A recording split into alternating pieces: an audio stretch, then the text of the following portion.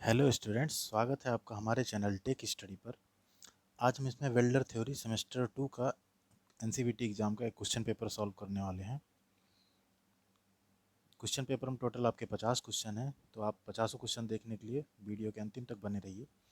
पहला क्वेश्चन है, टिक वेल्डिंग में से भिन्न मिग वेल्डिंग में, मतलब TIG tungsten inert gas welding से मिग वेल्डिंग यानी मेटल इनर्ट गैस वेल्डिंग किस तरह से अलग है। तो राइट आंसर है आपका उपभोगी इलेक्ट्रोडों का प्रयोग होता है, यानी जो मिग वेल्डिंग होती है उसमें हमारा कंज्यूमेबल इलेक्ट्रोड प्रयोग होता है। क्वेश्चन नंबर 2 है, गैस मेटल आर्क वेल्डिंग में संपर्क शीर्ष से आर्क तक यानी चाप यानी आर्क तक विस्तारित इलेक्ट्रोड कहलाती है। तो उसको हम कहते हैं इलेक्ट्रोड का विस्तारण यानी इलेक्ट्रोड एक्सपेंशन एक्सटेंशन, राइट, ठीक है। क्वेश्चन नंबर 3 है, आर्गन एवं हीलियम दो सामान्यतः प्रयुक्त स्थिर गैसें हैं, तांबे की वेल्डिंग के लिए किस एक को पसंद किया जाएगा। तो जो कॉपर यानी तांबे की हम वेल्डिंग करते हैं उसमें हम आर्गन और हीलियम के मिक्सचर को यूज करते हैं। क्वेश्चन नंबर 4 है, व्यावसायिक रूप से उपलब्ध सभी इलेक्ट्रोडों में अनाक्सीकृत धातुएं होती हैं, निम्न में से अनाक्सीकृत धातु है। तो आपका राइट आंसर है ये सभी। क्वेश्चन नंबर 5 है, वेल्डिंग उद्योग में मिग वेल्डिंग प्रक्रिया किसके कारण तेजी से प्रसिद्ध हो रही है। तो आपका राइट आंसर इसके सरल परिचालन तथा इसके उच्च धातु जमाव दर दोनों के लिए। क्वेश्चन नंबर 6 है, प्रक्षेपण यानी प्रोजेक्शन वेल्डिंग को वेल्डिंग के एक बड़े पैमाने पर उत्पादन के रूप के समान कहा जा सकता है। तो जो प्रोजेक्शन वेल्डिंग है उसको हम स्पॉट वेल्डिंग भी कह सकते हैं। क्वेश्चन नंबर 7 है, निम्नलिखित में से कौन सा गैस मेटल आर्क वेल्डिंग में वर्तुलाकार यानी ग्लोबुलर, वर्तुलाकार मीन्स होता है ग्लोबुलर मेटल ट्रांसफर मोड के बारे में सत्य नहीं है। तो आपका राइट आंसर है यह कम छितरा यानी स्पैटरिंग कम देता है। ग्लोबुलर ट्रांसफर में आपका स्पैटरिंग ज़्यादा होती है। तीन तरह का आपका मेटल ट्रांसफ़र होता है, एक होता है स्प्रे मेटल ट्रांसफ़र, एक होता है ग्लोबुलर मेटल ट्रांसफ़र और एक होता है और तीसरा होता है आपका short circuit method. Question number 8 है, कोलंबियम जैसी धातु को वेल्डिंग प्रक्रिया के द्वारा आसानी से वेल्ड किया जा सकता है। तो राइट आंसर है आपका electron beam welding. Question number 9 है, निम्नलिखित वेल्डिंग प्रक्रियाओं में से कौन सी ऑटोमोबाइल तथा एयरक्राफ्ट उद्योगों में सीट मेटल यानी सीट धातुओं की वेल्डिंग के लिए प्रयुक्त होती है। तो आपका राइट आंसर है प्रतिरोध यानी रेजिस्टेंस वेल्डिंग। क्वेश्चन नंबर 10 है, निम्नलिखित में से कौन सा फ्यूजन वेल्डिंग का उदाहरण है। तो आपका राइट आंसर है आर्क वेल्डिंग। क्वेश्चन नंबर 11 है, सबमर्ज्ड आर्क वेल्डिंग में प्रयुक्त फ्लक्स का प्रकार क्या है। तो जो फ्लक्स होता है वो ग्रेनुलर यानी दानेदार होता है। क्वेश्चन नंबर 12 है, सबमर्ज्ड आर्क वेल्डिंग में सामान्यतः प्रयुक्त फिलर धातु है। तो फिलर धातु जो होता है आपका वो बेयर वायर होता है यानी बेयर इलेक्ट्रोड होता है, नंगा तार होता है। क्वेश्चन नंबर 13 है, यदि मृदु इस्पात की तार के इलेक्ट्रोड का आकार 0.9 mm से 1.2 mm कर दिया जाए तो मिग वेल्डिंग में कौन सी दो वस्तुओं को बदलने की आवश्यकता होती है। तो आपका राइट आंसर है मिग वेल्डिंग में आपको संपर्क सिरा यानी कॉन्टैक्ट इंड और ड्राइव रोलर दोनों को आपको बदलना पड़ेगा। क्वेश्चन नंबर 14 है, मैग एमएजी प्रक्रिया मिग प्रक्रिया से इस प्रकार भिन्न है कि यह स्थिर गैसों के बजाय, तो मैग जो होता है मेटल एक्टिव गैस वेल्डिंग और मिग होता है मेटल इनर्ट गैस वेल्डिंग। तो मिग में इनर्ट गैसें प्रयोग की जाती हैं सील्डिंग के लिए और मैग में एक्टिव गैस। तो यहाँ पे राइट आंसर आपका CO2 जो कि एक एक्टिव गैस है, मैग में हम इसको सील्डिंग के लिए यूज करते हैं। क्वेश्चन नंबर 15 है, इलेक्ट्रोस्लैग वेल्डिंग है। तो इलेक्ट्रोस्लैग वेल्डिंग आपकी एक तरह की आर्क वेल्डिंग प्रक्रिया है जिसको हम वर्टिकल पोजिशन में करते हैं। क्वेश्चन नंबर 16 है, इलेक्ट्रोस्लैग वेल्डिंग निम्न में की जाती है। राइट आंसर है आपका लंबवत स्थिति यानी वर्टिकल स्थिति में। क्वेश्चन नंबर 17 है, आणविक हाइड्रोजन वेल्डिंग में एक एकल फेज AC आर्क को दो इलेक्ट्रोडों के बीच बनाए रखा जाता है। तो वो इलेक्ट्रोड होते हैं टंगस्टन के। जो एटॉमिक हाइड्रोजन वेल्डिंग है उसमें दो टंगस्टन के इलेक्ट्रोडों के बीच में हम आर्क को बनाते हैं। क्वेश्चन नंबर 18 है, कौन सा कथन थर्मिट वेल्डिंग के बारे में सही नहीं है। राइट आंसर है सही है, सॉरी हाँ सही है। तो ये सभी जो है थर्मिट वेल्डिंग के लिए सही हैं।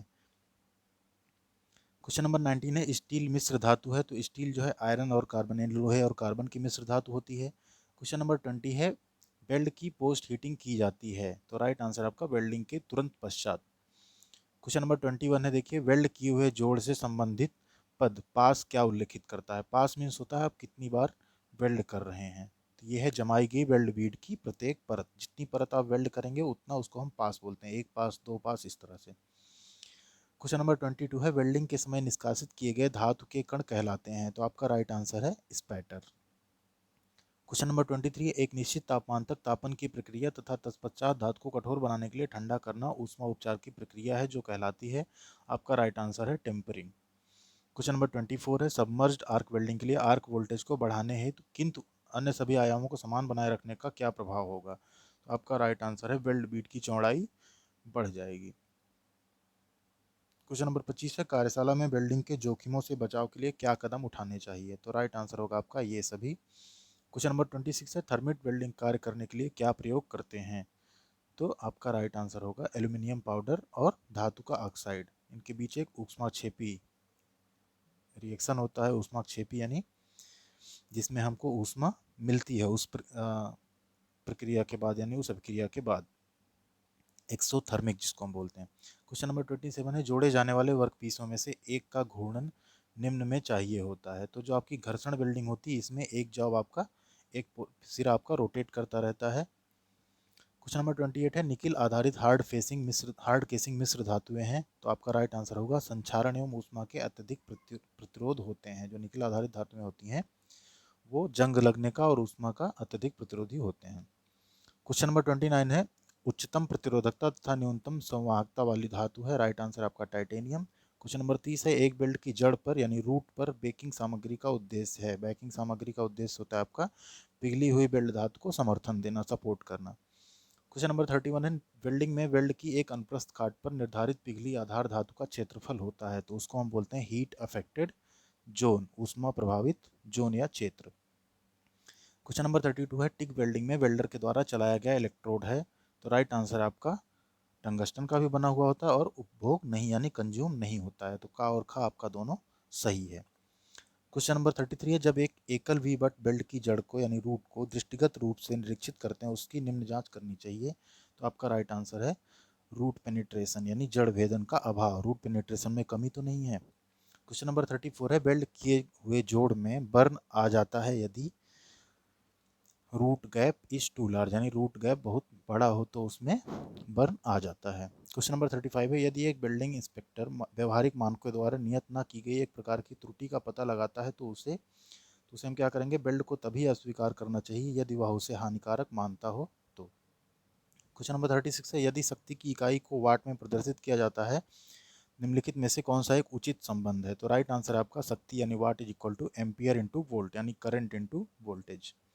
क्वेश्चन नंबर 37 है यदि 100 मोटी प्लेटों को वेल्ड किया जाना है निम्नलिखित प्रक्रियाओं में से कौन सी का चयन किया जाना चाहिए जिससे कि वर्ग किनारा यानी स्क्वायर एंड रहेगा उपक्रम के साथ उच्च उत्पादन दर प्राप्त किया जा सके। तो आपका राइट आंसर है विद्युत धातुमल वेल्डिंग यानी इलेक्ट्रोस्लैग वेल्डिंग।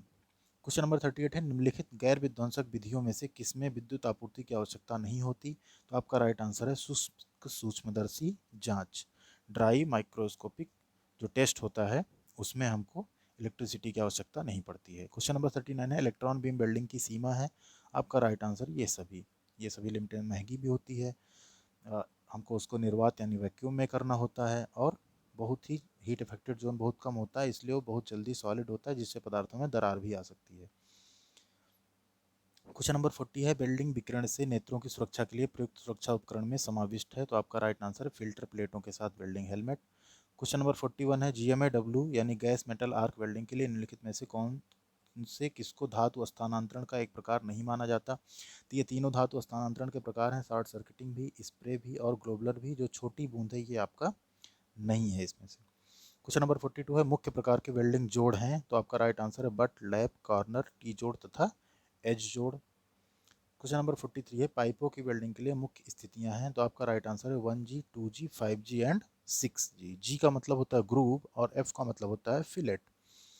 क्वेश्चन नंबर 44 है एक ग्रूव वेल्ड में आधार धातु के ऊपर वेल्ड मुख की ऊंचाई कहलाती है। तो उसको हम बोलते हैं फेस। जो वेल्डिंग की बीट की ऊंचाई होती है वेल्ड आधार धातु यानी बेस मेटल के ऊपर उसको हम फेस बोलते हैं। क्वेश्चन नंबर 45 है एक त्रिकोणीय आकृति का वेल्ड किस प्रकार के वेल्ड को प्रदर्शित करता है। तो राइट आंसर आपका फिलेट वेल्ड को। क्वेश्चन नंबर 46 है एक अच्छी शुष्क सूक्ष्मदर्शी जांच प्राप्त करने के लिए के क्रम में निम्नलिखित में से किसको हटाया जाना चाहिए। तो राइट आंसर आपका ये सभी। क्वेश्चन नंबर 47 है किस प्रकार की जांच एक वजनदार पेंडुलम का प्रयोग करती है जो एक चिन्हित जांच निर्देशों से टकराता है।